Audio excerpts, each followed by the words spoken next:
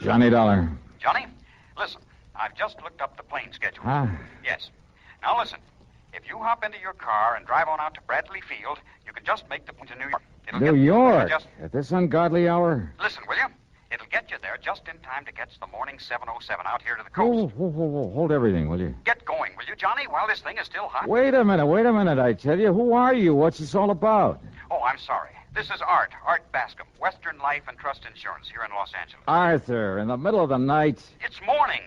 And, Johnny, you've got to make that jet flight out of New York. Leaves here at 8:45. Why do I? Because this may be a case of murder. Yeah, what may be a case of murder? Johnny. Make some sense, will you?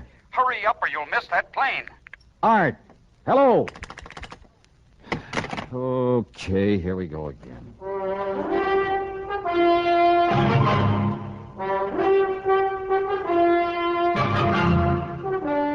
CBS Radio brings you Bob Bailey in the exciting adventures of the man with the action-packed expense account, America's fabulous freelance insurance investigator. Yours truly, Johnny Dollar.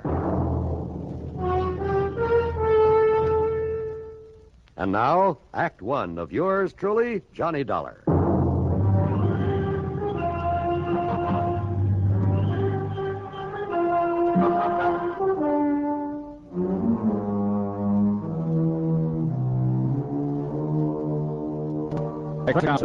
Dollar to the Western Life and Trust Insurance Company, Los Angeles office. Following is an account of expenses incurred during my investigation of the fatal switch matter. Expense account item 1, $8 for the flight to New York. Item 2, $176.25, the jet flight to Los Angeles. It was shortly after 11 a.m. Pacific time when Art Bascom met me at the L.A. International Airport. We took off in his car and headed south. Balboa, Johnny. It's about 50 miles down the coast. Very successful. Based on Freebairn's exclusive rights to the patent on a radio control device. Securing rights, that is. Uh-huh. Big government order, that sort of thing. Yeah, I see. All right, now tell me what's happened. Well, Freebairn's partner, so to speak, is the man who invented this device, who owns the patent. A young bachelor by the name of Edgar Porter. And? Johnny, it seems that Porter took the cruiser out for a trip yesterday morning. Yeah? Last evening, Mr. Freebairn thought he'd call him by radio. You know, just to find out where he was, make sure he was all right. Uh-huh. Couldn't raise him? No, he contacted him without any trouble. But then, in the middle of their conversation, suddenly... Well, Johnny, from what Porter said, his last words over the radio... Yeah? Well, it looks as though somebody killed him. Where's the cruiser now, Art?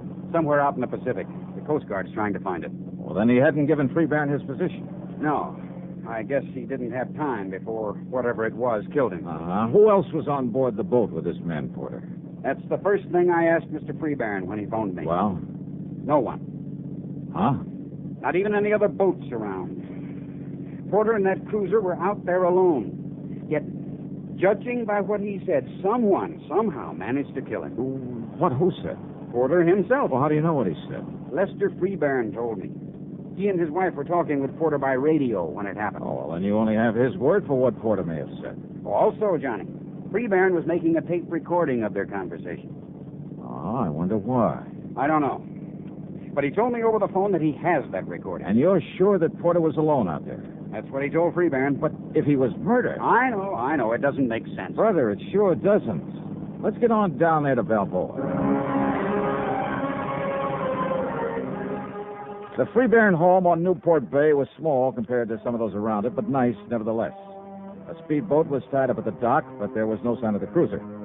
Lester Freebairn was a man of 57 or 8, I'd say, but right now he looked a lot older than it. His wife, considerably younger, was quite a dish. A tall, statuesque redhead. She wore an expensive silk housecoat with an ermine collar. A real careful makeup job, too.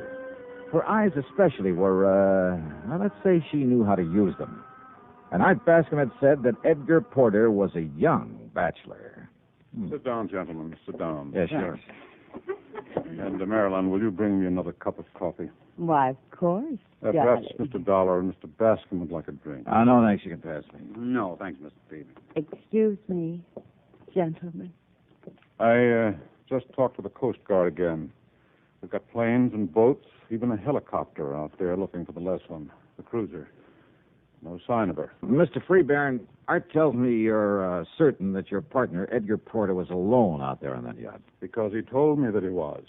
Now, let me play the tape recording of our brief radio conversation with him. By all means. Just give this thing a few seconds to warm up. How'd you happen to record your conversation with him? I just made some modifications in this machine, and I thought I'd check it out. I'm so glad now I did. Oh. Well, that's a make I don't think I've ever seen before. Oh, I made it myself, Dollar. Like this receiver here, the transmitter.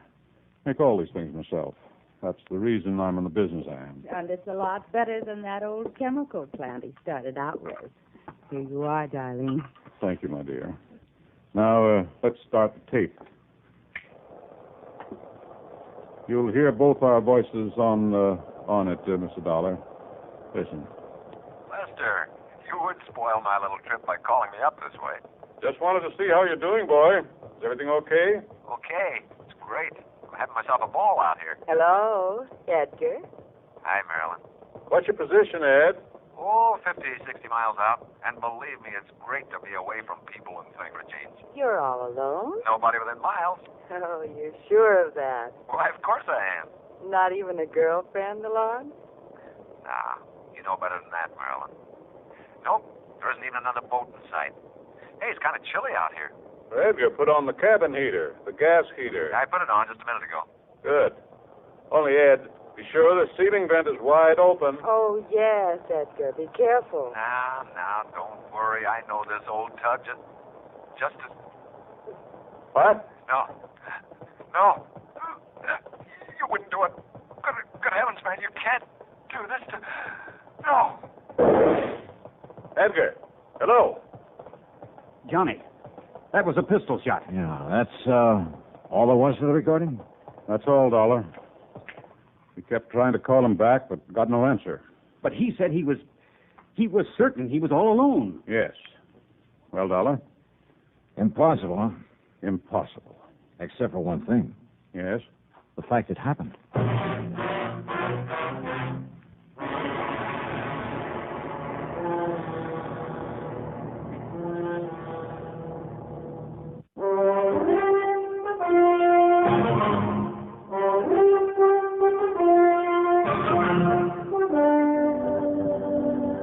One thing is sure, Mr. Freebairn, there isn't much we can do until the Coast Guard locates that cruiser of yours. They've promised to call the minute they do. Johnny. Yes, Mrs. Freebairn. Oh, it's Marilyn. If you don't mind. Oh, sure. No, I don't mind. Well? Edgar said he'd already put on the gas heater there in the cabin. Why, yes. And the cabin on the Leslin is rather small. Carbon monoxide would build up in a matter of minutes. Yeah, but he said he just turned it on. Nevertheless... He also said he knew that boat as well as you do, which means he knew to be careful of that heater. Well, we all get careless now and then. Also his last words. Good heavens, man, you can't do this. Now, who's the man he was talking to? It doesn't make sense, Johnny, because he swore he was alone out there. Yeah, but was he? Oh, Edgar was so painfully honest, even about little things. If he said he was alone, he was. Or at least he believed that he was. Well, if somebody had come out of some hiding place to threaten him, wouldn't he have identified him by name, at least for your benefit? Hiding place? Well, don't forget, he knew that you were hearing every word he said. Yes, of course. But as for anyone hiding there on the boat, no, it's impossible. Edgar was too meticulous. He would have checked over every inch of that cruiser before setting out. Now, you're sure of that, huh? Oh, when we'd all planned to go out together, it used to drive us to near distraction, having to wait for Edgar to inspect every line, every locker, even the engine box, every nook and cranny. Could somebody have got aboard after he left the harbor? Without his knowing it? No, never. What about that shot, just as he was cut off? Yeah, I wonder. You know about radio equipment, Mr. Freebairn? And I know what you're thinking, Dollar. Yes, it's quite possible that was simply some connection breaking when he fell against the transmitter. Or it may have been a shot. By whom? Suicide? Edgar? Oh, never, Johnny. You sound pretty sure of that. Oh, I agree with her, Dollar. Edgar had too much to live for. His invention's about to make him millions, thanks to what I've been able to do with it. Well, then this radio control device will do all right by you, too, won't it? Of course it will. Now, just a minute. What do you mean to imply by that? Incidentally, Art, Yes, John. just what's the insurance angle on this thing? Oh, I thought you understood. There's a partnership policy between Edgar and Mr. Freeburn. Survivor of the two becomes the beneficiary? Yes. For good heavens, do you think money would ever compensate for the loss of a man, a friend like Edgar? What's the face value? $225,000. Oh, No, dollar. Hey, tell me, if Edgar is dead, Mr. Freeburn, do all rights to this patent revert to you? Yes. After all, I'm the one who... Now, look here, young man. Yes, Johnny. Well, just take it easy now. Oh, and there's one thing I forgot to ask you. Well, How did you get to know Ed Porter? there's no secret about it. Marilyn met him at some yacht club affair, persuaded him to bring the radio control to me. Oh, and there's another thing I forgot to ask. Yes, what's that? Who is your contact over at the Coast Guard? A man by the name of Adam Patrick. Huh? Pat? Why do you say it that way, Johnny? Well, he's an old friend of mine. Gave me a hand when I was out here on the Ellen Deer matter. Ellen Deer? Yeah, name of a big yacht that was being used for smuggling stuff up from Mexico, narcotics and stuff. Well, certainly you don't think our cruiser was being used for... I don't see the connection. All right, let me use your car. Of course, Johnny. Here are the keys. Good, thanks. Where are you going? Well, instead of waiting for Pat to call here, I think I'll run over and see him. I think you're right, Dollar. Why don't we all go on over there? We can get any news of the Leslin and Edgar firsthand. No, thanks. I'll go alone. May I ask why? Because I've suddenly got me a handful of ideas about this whole affair. Oh, Johnny? Like what? I never was very good at mathematics. Mathematics? If I can get there first, well, maybe I can add 2 and 2 together and somehow come up with 5. What? That is, if Edgar Porter was murdered.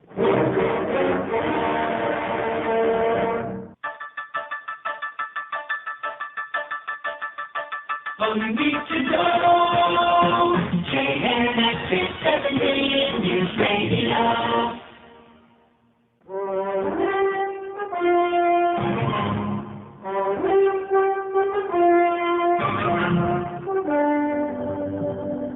I tore on over Coast Guard quarters. Now that my old pal, Adam Patrick, was just about to take off in a cutter. Okay, boys, cast off and let's get underway. Aye, sir. No, wait. Johnny! Hold everything, will you? Oh, sir. Here I come. Johnny Dollar, who do you think you are, Superman? Hiya, Pat. I hope you're heading out to the Leslin. Why, yes. One of our cops has spotted her a few miles out. You mean you're working on this one, too? Yeah, kind of a thick one, isn't it? Sure it is. Now, a man completely alone out there could be murdered. And there couldn't possibly have been anyone with him. At least with old man Freeburn has been telling me the truth. Oh, I think he has, Pat. At least as far as he's gone. What do you mean by that? Well, does he know you've located the Leslin? Sure. When I got word, I phoned him, then grabbed Dr. Wilson. See him up board there. Hey, wait a minute. You gave Freeburn the position of the Leslin? Sure, why not? Hey, listen, can you get a few more knots out of this barge? We're up on top right now. What do you mean, Johnny? How much do you know about Lester Freeburn and his wife? Oh, man, that Marilyn. Huh? Greatest business asset a promoter like Freeburn could possibly have. Oh. How else do you think he got his paws on that radio control he makes? Yeah, I know about her connections. Why not? Why shouldn't she? It's that kind of monkey shines that keeps her in furs and expensive cars and everything else she likes. Yeah, I see. Then the Freeburns are quite a team, huh? Understatement of the week. And I understand he does pretty well for himself. Look, when that government contract gets rolling, and if his partner's dead, well, man, he's back in the black so fast. Oh, you think he's in the red now? Look, after all that dough he spent on that plant, Johnny. A couple of $100,000 might come in handy, huh? Even $1,000 or two. What are you getting at? Let's get on out to the Leslin, huh?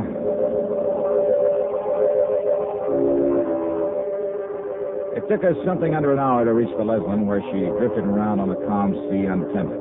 If she'd had her engines running, she might have got halfway across the Pacific before we found her. While the crew of the cutter were preparing to tow her into harbor, Edmond, the doctor, and I, we climbed aboard. I took a good, careful look around, and believe me, I found plenty. Edgar Porter was dead, all right. His body slumped over the radio set. Carbon monoxide, the doctor said. At least that's what my preliminary examination shows, Mr. Dollar. But then, before we could get her underway, sure enough, Lester Freeburn rolled up in his speedboat. He came aboard, joined us in the cabin, took a look at the body of Edgar Porter, and then... Then it was carbon monoxide poisoning. And I told him by radio to be sure that this vent was open. Too late, Mr. Freeburn. What, Mr. Dollar? Well, that fast little boat of yours didn't get you here soon enough. That vent was wide open. Yeah, the first thing I looked at. Well, then I don't understand. If it was carbon monoxide poisoning... Yes, John. Oh, sure it was. But not from this gas heater. You mean maybe some leak in the exhaust system? Not even that would have done it, Pat. This cabin door was wide open when we came aboard. Well, even so... Alive, Edgar was pretty valuable to you, Mr. Freeburn. Of course. As my partner with his invention... And your wife, with an eye for the dollar sign, roped him in very nicely for you. I guess he really had a case on her. I utterly failed to see... But Edgar dead would be even better, you thought. Oh, now, look No here. more need to share the profits on his invention. Are you trying to say I thought of killing him? This radio transmitter and receiver, some of your work? Of course. But before getting into electronics, you were a chemist, weren't you? So you'd know even better than I do how carbon monoxide can be produced from a little crystal of some kind. I forgot the name of it. But when it gets thoroughly heated... Now, look here, Dollar. Edgar was alone on this boat. Now, you look. The cord on his microphone is very short. So? He had to lean over the transmitter when he talked to you by radio. So what? That's one of the reasons you knew he fell against Spinetta when he keeled over. You mentioned it when you played back that tape for us. Well, I simply assumed... You knew he did. Even as you knew his head would be right over this grill work on top of the transmitter when he used the mic. Look through the grill, Pat. Yeah, Johnny. All right, that little coil on the back of the panel where nobody'd notice it. Yeah? A heating element that was turned on when the mic was turned on, see? There, you see, it's starting to glow, like a small coil on one of those electric heaters. And believe me, it had nothing to do with transmitting a signal. Dollar. Instead, it was used to heat up a crystal of that chemical I mentioned to produce a deadly concentrated dose of carbon monoxide. Johnny. Sure. Take a good look at that coil, and I'm sure you'll find traces of the chemical on it. Get the picture, Pat? Yeah, Johnny, I sure do. All he had to do was stay right there in his home and put in a call to Porter on the radio. That's right. To answer him, Porter turned on this transmitter, and he leaned over to use the mic. That meant he was right on top of the coil with the chemical on it. The coil that was heating up, producing the gas that killed him. Oh, that dirty, diabolical. Well, Mr. Freeburn.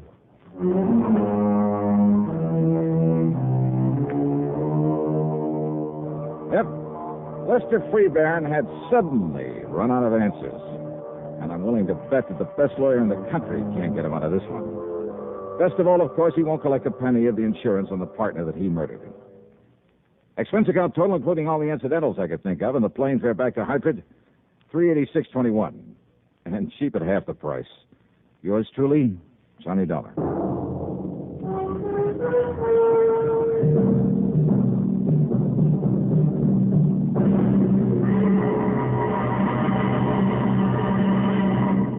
Now, here's our star to tell you about next week's program. Next week, well, one of the most clever, most ingenious crimes I've ever run into during my career as a special investigator. Motive and method are all too obvious. So are all the clues needed to solve the crime. Yet, a simple little device we're all familiar with is used to cover them up and apparently make them meaningless. Yeah, I'm talking about a device that we all use every day. There's probably one of them right there in that room with you, right beside you, waiting for you to pick it up and use it. Just be sure that you don't use it to cover up a murder. Instead, well, be sure to join us, won't you? Yours truly, Johnny Dollar.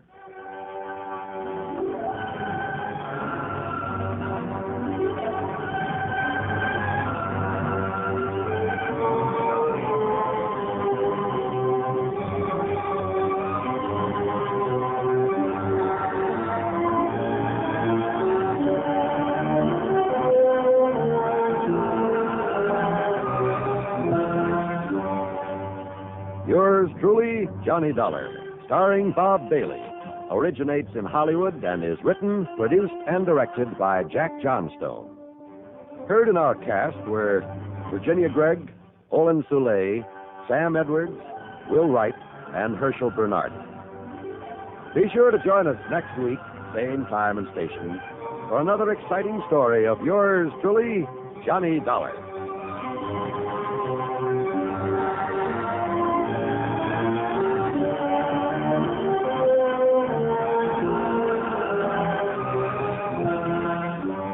This is John Wall speaking.